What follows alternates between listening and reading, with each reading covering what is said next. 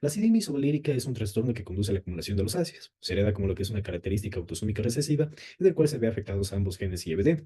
Esta presenta tres fenotipos: neonatal aguda, intermitente crónico y asintomático. Describiendo lo que es la enfermedad, los errores innatos del metabolismo presentan tres grupos, en el cual está la acidemia orgánica, que pertenece al grupo de intoxicación aguda y progresiva, y por la acumulación de compuestos próximos o alternativos debido al bloqueo de las vías metabólicas, siendo una de las AO o acidemias orgánicas más comunes el IVA. ¿Ya? Estructura y mapeo del gen de la acidemia isovalérica. En la estructura vemos que está compuesto por una región regulatoria y una región estructural. En la regulatoria tenemos lo que es un promotor, en lo que vamos a encontrar cajas TATA como la caja CAT. En la región estructural, la región codificante, vamos a ver que está compuesto por exones e intrones, y en el caso de la acidemia isovalérica tenemos dos exones, 11 intrones y alrededor de 52 a 728 pares de bases. Y en el mapeo, como esta flecha de acá y esta señalización de acá nos indica, es el punto de interrupción de la translocación en los híbridos, utilizados inicialmente para asignar el gen de la acidemia isovalérica, específicamente en la región 14-15 del cromosoma 15 humano. Mecanismos genéticos. Mecanismos genéticos hace referencia a la secuencia de nucleótidos que cambia y dando un impacto en su estructura tridimensional y ocasionando efectos en su actividad catalítica, dando insuficiencia o deficiencia enzimática.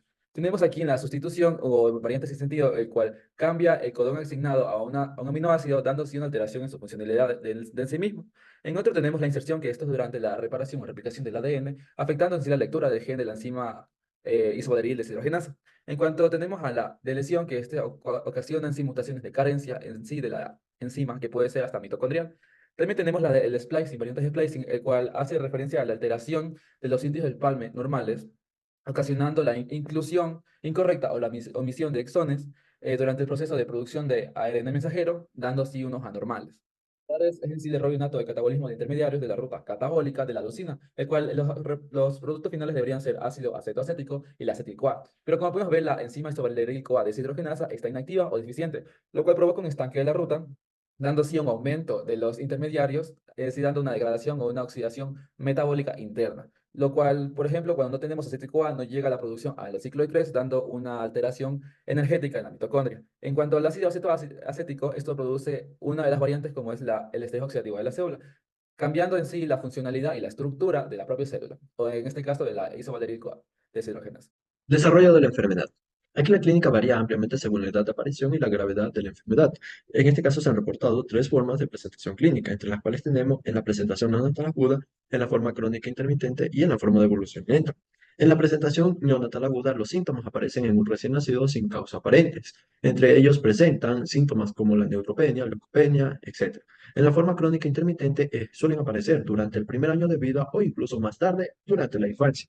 Los síntomas suelen ser el estrés, la diarrea, gastroenteritis, entre otros. En la forma de evolución lenta, esta se distingue por anorexia persistente y síntomas digestivos, entre otros. Manejo de la enfermedad. Para el manejo de la enfermedad se recomienda la vigilancia del paciente mediante el análisis cuantitativo de los aminoácidos en sangre, cada 3 meses hasta el primer año de vida, cada 6 meses desde el primer año de vida hasta los 5 años y anualmente a partir de los 6 años. La terapia se ve dirigida en dos grupos. Dirigida a lactantes, donde se recomienda una dieta equilibrada entre la ingesta reducida de leucina y la ingesta suficiente de nutrientes esenciales. Además, se recomienda una ingesta de proteínas aproximadamente de 0,8 a 1 gramo kilogramo por día, más proteínas de fórmulas lácticas sin leucina.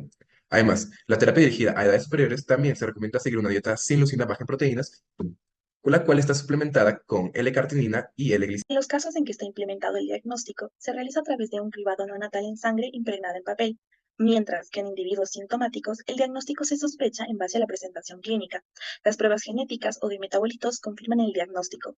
Los metabolitos característicos en la orina incluyen la N-isolvalerilglicina, la N-isolvalerilcartinina y el ácido 3-hidroxiisovalérico. La isolvalerilcartinina o C5-cartinina presenta unos niveles elevados en sangre. Los ácidos orgánicos en la orina pueden normalizarse cuando el paciente se encuentra en buen estado de salud. Riesgo de herencia y terapia genética en acidemia isovalérica. El riesgo de herencia se hereda de forma autosómica recesiva, dado que los padres como portadores van a atribuir a cada hijo un 25% de la probabilidad de heredar la enfermedad, un 50% de ser portadores y un 25% de no tener el gen mutado.